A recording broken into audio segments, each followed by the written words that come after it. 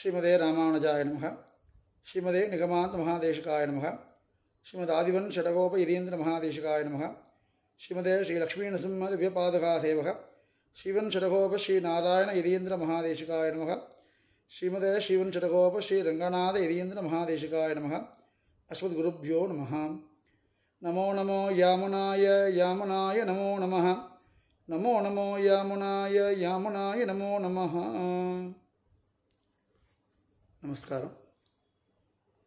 పోయిన వీడియో వరకు మనము స్వామి ఆళవంతారోడ చతుశ్లోకి ఆ శ్లోకంలో మొదటి శ్లోకంతో అనుభవం మనం పోయిన వీడియో వరకు చూసినాం. ఈ వీడియో నుంచి రెండవ శ్లోకం చతుశ్లోకి రెండవ శ్లోకంతో అనుభవం ఈ వీడియో నుంచి ప్రారంభమవుతుంది. యస్యాస్తే మహిమానం ఆత్మన ఇవ తత్వల్లభో ప్రభుః నాలం మాతుం ఇయత్తయా నిరవధిం నిత్యానుకూలం స్వదః త్వాం దాస ఇది ప్రపన్న ఇది చ స్తోష్యామహం నిర్భయః లోకైకేశ్వరీ లోకనాథ దయితే ధాంతే దయాం తే విధన్. ఆశ్చర్యమైన శ్లోకం. పోయిన శ్లోకంలో లాస్ట్లో అమ్మ మీ వైభవంకి చెప్పడానికి మీ వైభవం గురించి చెప్పడానికి నాకు శక్తి లేదమ్మా, నేను ఏం చెప్పాలి, నేను అజ్ఞానుడు అని చెప్పారు కదా. ఉடனே మనం అందరూ స్వామివారి దగ్గర అడిగిన మీకుదా అమ్మవారి గురించి చెప్పడానికి అజ్ఞాని చెప్పడానికి కుదరలేవు చెప్పారు కదా, నువ్వు ఎందుకు పాట పాడుకుతున్నావు వచ్చారు అని ఆళవందాస్ స్వామి దగ్గర అడిగితే ఈ శ్లోకంలో దానికి సమాధానం చెప్తున్నారు. నేను వచ్చినది నాకున్న జ్ఞానంతో పాటు నేను రాలేవు, అమ్మవారికున్న కృప పట్టుకొని నేను వచ్చినాను స్వామి అమ్మవారి గురించి శ్లోకం చెప్పడానికి అని చెప్తున్నారు. అంటే అమ్మవారి గురించి మీరు ఇప్పుడేం చెప్పండి, అప్పుడు అమ్మవారు చాలా చిన్నవిడా ఉన్నారా, మీకు అంత సులభగా ఉన్నారు, అమ్మవారి కృపతో వస్తారని చెప్పారు కదా. అప్పుడు అమ్మవారు అంత సులభడా, సాధారణమైన మనుషులాగా ఉన్నవాడు అమ్మవారు అంటే లక్ష్మి అంటే ఎంత పెద్ద గొప్పవారు నాకి సులభుడుగా ఉన్నారు. నా అంటే ఎవరు చెప్తున్నారు. ఇదిలో స్వారస్యమైన విషయం ఏంటంటే నేను అమ్మవారి గురించి పాట నా తప్ప లోకంలో ఎవరు అమ్మవారి గురించి శ్లోకం చెప్పడానికి ఎవరు లేదు చెప్తున్నారు ఈ పాసురంలో. పోయిన శ్లోకంలో లాస్ట్లో ఏం చెప్పారు, అమ్మ ఏదో వాచో నివర్తంతే అప్రాప్య మనసా సగనం, వేదమే మీకు మీ ఆయన గురించి చెప్పడానికి కుదరలేవు, ఆయన కూడా విశ్రూపమే నీకు ఒక ఆటలాగా ఉంది, అంతవరకు వైభవం ఉన్న మీకు మీ గురించి చెప్పడానికి నాకు జ్ఞానం లేదమ్మా చెప్పిన అదే స్వామివారు ఈ పాసురంలో ఏం చెప్తున్నారంటే నా తప్ప అమ్మవారి గురించి పాట పాడడానికి ఎవరు లేదు అని చెప్తున్నారు. నాకు పెద్ద వైభవం ఉంది అమ్మవారి గురించి చెప్పడానికి అని చెప్తున్నారు. అయినా ముందుకు ఎన్నికి మనలాగా మాట్లాడుతున్నారు స్వామివారు. మనమంతా నేను నిన్న ఒక మాట్లాడడం, ఈరోజు మాట్లాడడం, రేపు మాట్లాడుతున్నాం మనం. కానీ ఆళవంద స్వామివారు గొప్ప మహానుభావుడు కదా, ఆచార్య పురుషుడు కదా, ఆయన ఇలా మాట్లాడతారంటే దానికి రీజన్ చెప్తున్నారు. అదే ఏ రీజన్ అని ఈ శ్లోకంలో మనకు చూస్తాం. మనం ఫస్ట్ ఎవ్వరు గురించి నేను చెప్పబోతున్నాము ఆ వైభవం చెప్పాలి కదా. అయినా సాధారణ పక్కనింటి వారు ఎదుటి వారు కూడా నేను చెప్పలేవు. ఎవరి గురించి అంటే యశాస్తే మహిమానమాత్మన ఇవ తత్వల్లభో ప్రభుర్ నాళం మాధుమయిత్యాద నిరవధికం నిత్యానుకూలం స్వదః. అంటే వేదంలో పరా అస్య శక్తికి వివిధై శ్రూయతే స్వాభావికి జ్ఞానబల క్రియాచ. శ్వేతాశ్వరోపనిషత్తులో ఏ చెప్తపడిందంటే ఆ పరమాత్ముడికి అందరికి ఎక్కువైన ఒక వైభవం శక్తి పరాస్య శక్తియు అంతే అదేవిధంగా లోక సృష్టి స్థితి చేయడానికి వైభవము ఉంది. ఆ పరమాత్ముడి పేరు ఏమిటి, పరాస్య శక్తికి అని చెప్తుంది. ఆ పరమాత్ముడి పేరు ఏంటంటే మహోపనిషత్తు చెప్పుకుంది ఏకో వై నారాయణ ఆసీత్ నా బ్రహ్మానేశానః నేమాధ్యావా పృథివీ స ఏకాకి నా రమతే. అంటే లోకం సృష్టికి ముందుకు ఒకే ఒక్కడు నారాయణుడు మాత్రమే ఉంటారు. బ్రహ్మ లేదు, శివుడు లేదు, వేరు ఎవరు లేదు, భూమి అంతరిక్షం ఏమీ లేదు. ఆయన ఒక్కడనే ఉన్నారు. ఆయన ఒక్కడే ఉన్న కాబట్టి ఆయనకి సంతృష్టి లేదు, కానీ జగత్తన్ని సృష్టి చేస్తారు. ఎవరు? ఏష సృష్టి చేతను మాత్రం కాదు, ఏష సర్వభూతాంతరాత్మ పగతకపాత్మ దివ్యదేవో ఏకో. ఆయన ఎక్కడ ఉంటారు అంటే అన్ని భూతాలకు అంతరాత్మావో ఉంటారు. అదేవిధంగా శ్రీవైకుంఠంలో ఏ దోషము లేకున్నా శ్రీవైకుంఠంలో ఉంటారు. ఇది విషయం ఏంటంటే సర్వభూతాంతరాత్మ అపగతపాత్మ అని 2 వేడు పక్కన చెప్తుంది వేదం. ఏంటంటే ఈ దేహ సంబంధం వల్లదా ఈ ఆత్మకి పాపతోడ ఫలం వస్తుంది. ఈ దేహ సంబంధం వల్లదా ఆత్మకు పాపం వస్తుంది. అదే దేహంలో అంతరాత్మగా దేవుడు ఉన్నారు కదా, ఇది మధ్య సీరు రక్తం ఉంది కదా, దీని లోపల స్వామివారు కూడా ఉన్నారు కదా, ఆయనకు కూడా అదే పాపం వస్తుందా అంటే అదికే వేదము సర్వభూతాంతరాత్మ అపగతపాత్మ. లోకమందరకు జీవాత్మ అందరికీ లోపల అంతర్భూతమా అంతర్యామి ఆయన ఉన్న కాబట్టి కూడా ఆయనకి ఏం పాపం దోషం రాదు అని చెప్తుంది. అది తర్వాత దివ్యదేవ దివ్యమా ఉన్నారు, ఏకో నారాయణ నారాయణ ఉంటారు చెప్తుంది. సరే, నారాయణ ఏం చేస్తున్నారు? లోకమన్ని సృష్టి చేస్తున్నారు. ఇది చాందోగ్యోపనిషత్తు తైత్తిరీయోపనిషత్తులో ఉన్న ఒక మాట అంటే బహుశ్యాం ప్రజా ఏది. స్వామివారు ఏం చెప్తున్నారు? సృష్టి సమయంలో ఒక సంకల్పం చేస్తుంది పరబ్రహ్మము. ఏమంటే నేను ఈ ప్రపంచ పూర్తిగా ఆవుతూ పోతున్నాము, I'm going to expand myself అని చెప్తుంది. అంతే సంకల్పం చేసుకొని చెయ్యాలంటే అంత కష్టంగా చేస్తున్నారా? మనము ఇప్పుడు ఇల్లు కట్టాలంటే ఫస్ట్ ఆ భూమిలన్నీ క్లీన్ చేయాలి, ఆ తర్వాత పిల్లర్ పెట్టాలి, ఫౌండేషన్ పెట్టాలి, అప్పుడు వాల్స్ పెట్టాలి, అన్ని పని దేహంతో కష్టపడి చేయాలి. నార్మల్గా ఏమీ లేదు, కూరగాయ చేయాలంటే తీసి కట్ చేసి చేయాలి కదా. అదేవిధంగా స్వామివారు కూడా కష్టపడుతూ చేస్తున్నారా అంటే విష్ణు పురాణంలో యస్యా యుధాయుధాం సాంసే విశ్వశక్తిరియం స్థిత పరబ్రహ్మస్వరూపస్య ప్రణమాం అస్మద్భయం. అంటే ఈ లోకమన్నీ పరబ్రహ్మణాన శ్రీమన్నారాయణుడు అంశంలో ఏకదేశంలో ఒక చిన్న పగుదిలో ఉంది, చిన్న పార్ట్లో ఈ ప్రపంచమన్నీ ఉంది. సృష్టి చేసిన కాబట్టి ఆయనకి ఎంత కష్టము రాడు అంటే సమస్త కళ్యాణ గుణాత్మకౌసౌ స్వశక్తిలేశాదభూత సర్గ ఇచ్ఛాగృహీతా విమదోరుదేహస్ సంసాదిదాశేష జగత్తితో అసౌ. ఈ భూతంగులన్నీ స్వామివారుడు ఏకదేశంలో మాత్రం ఉంది. అంటే మనస్యైవ జగత్ సృష్టిం విష్ణు పురాణంలో ఏమంటే ఇంత చూడని సృష్టి చేస్తున్నారు కదా, అదన్నీ గొప్ప వాళ్ళు పని చేస్తున్నారా? స్వామివారి దేహంతో వచ్చి పని చేస్తున్నారంట. స్వామి అంతటి ఏమి పని చేయదు. శ్రీరంగంలో పడుకున్న పీరే బ్రహ్మ ఉన్నారు కదా, 3వ రాటున్నారు కదా, ఆయనకు పేరు బోహమూర్తి అని పేరు.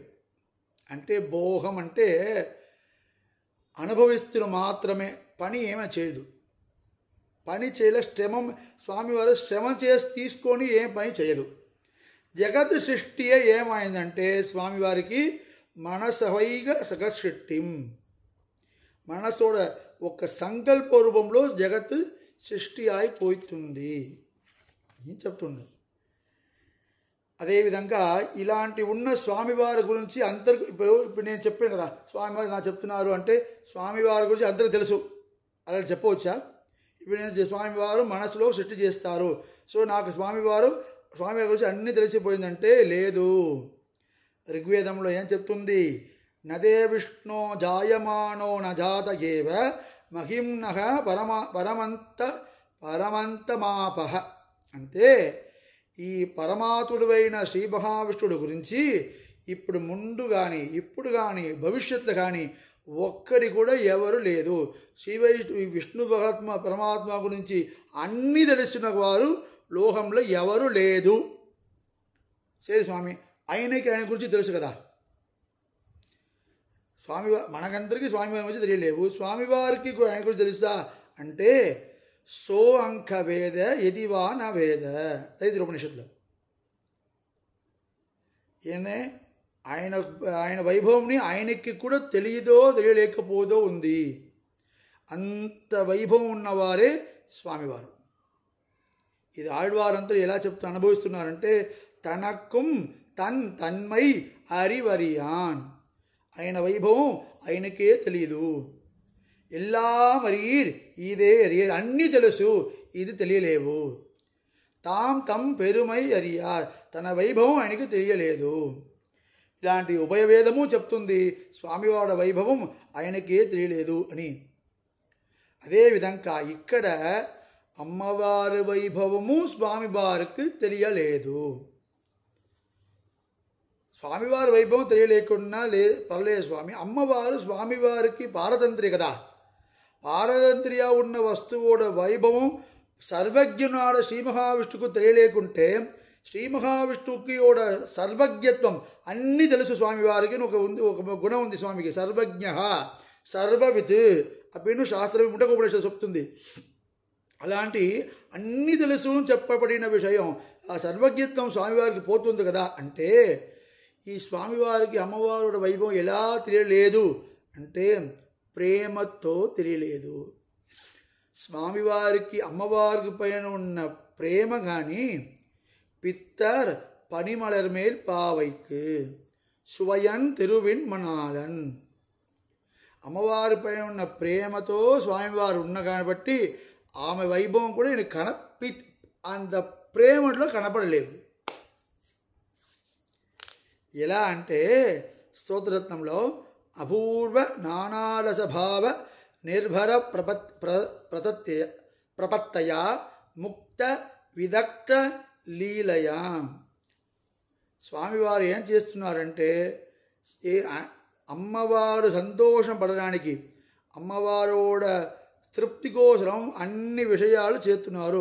రకరకంగా నానారస రకరకంగా అపూర్వ కొత్తగా రకరకంగా అమ్మవారికి రసంగా చేస్తున్నారు.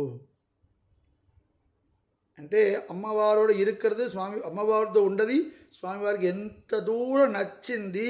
ఆ ప్రేమకైన వశంలో ఉన్న కాబట్టి అన్నీ తెలుసు. కానీ అమ్మవారి వైభవం అమ్మవారి వైభవంకు పూర్తి లేదు.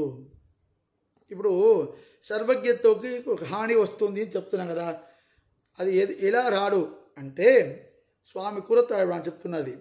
దేవి త్వన్ మహిమావధి న హరినా నాభి త్వయా జ్ఞాయతే యత్యప్యేవం మతాపి నైవ ఇవయోః సర్వజ్ఞయా హీయతే యన్యాస్త్యేవ తజ్ఞానమనుగుణాం సర్వజ్ఞతాయా వితుః వ్యోమాం భోజనం విదన్యదిఖిల విదన్ ప్రాంతో అయం విద్యుచ్యతే.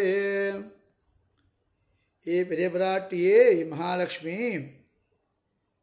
అన్నీ మీ ఇద్దరికి అన్నీ తెలుసు అని ఉంది కదా శాస్త్రంలో, సర్వజ్ఞగా అని ఉంది కదా.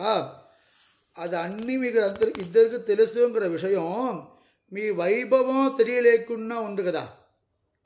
స్వామివారికి అన్నీ తెలుసు సర్వజ్ఞతగా ఉన్నారు కూడా అంత వైభవంకి మీతో ఉన్న వైభవతోడ లిమిట్ ఆయనకి తెలియలేకుండా అది ఆ వైభవ సర్వజ్ఞతకు ఏమి హాని రాదు. ఎందుకు అంటే లోకంలో ఉన్న వస్తువు తెలుసుకున్న వారికి విద్వాన్ అని పేరు, లేకున్న వస్తువును తెలుసు అని చెప్పిన వారికి అరివిలి అని పేరు, మూఢ అని పేరు. ఆయన బుద్ధి లేకున్నవాడు అని పేరు కదా. ఆకాశ తామర ఉంది, ఆకాశంలో పద్మం ఉంది, గుర్రంకి హాన్ ఉంది. ఇలాంటి లేకున్న విషయంలో తెలుసుకున్న వారు మనం ఏం చెప్తున్నాం, ఆయన పిచ్చోడు అని చెప్తున్నాం కదా. అది అమ్మవారుకు స్వామివారోడ వైభవంకి ఎల్లై వైభవంకి ఒక అందం ఉందంటే అది స్వామివారికి తెలియాలి. అందమే లేకున్న విషయం స్వామివారికి అమ్మవారికి తెలియలేకపోకున్నా సర్వజ్ఞంకు హాని రాదు. స్వామివారికి అమ్మవారి వైభవం మాత్రం తెలియలేదా అంటే శ్రీ పరాశర భట్టర్ తన గుణరత్న కోశం శ్రీ భగవద్గుణ దర్పణంలో విష్ణు సహస్రనామముల భాష్యంలో చెప్తున్నారు. అవిజ్ఞాత అని ఒక తిరునామం స్వామివారి 483 తిరునామం. అవిజ్ఞాత అలా ఒక కురత్తాళ్వానోడ శ్లోకం ఉదాహరిస్తున్నారు. ప్రపన్నాభరాధ అపరిగణనం తు గుణ ఏవ అధోహి తాదపాదా సర్వజ్ఞతాం ఏవ ఉపాలమామశహేత్వం హి అజ్ఞ ఏవ ఆశ్రిత దోష జోషణః. స్వామి మీకు అన్నీ తెలుసు స్వామి, కానీ మీ భక్తుడోడ దోషం మాత్రం మీకు కనపడదు కదా. భక్తుడోడ దోషం మాత్రం మీకు కనపడదు కదా అని చెప్తున్నారు. అంటే స్వామివారికి ఒక గుణం ఉంది, వాత్సల్యం ఒక గుణం. వస్త్రధరం వాత్సల్యం అని పేరు.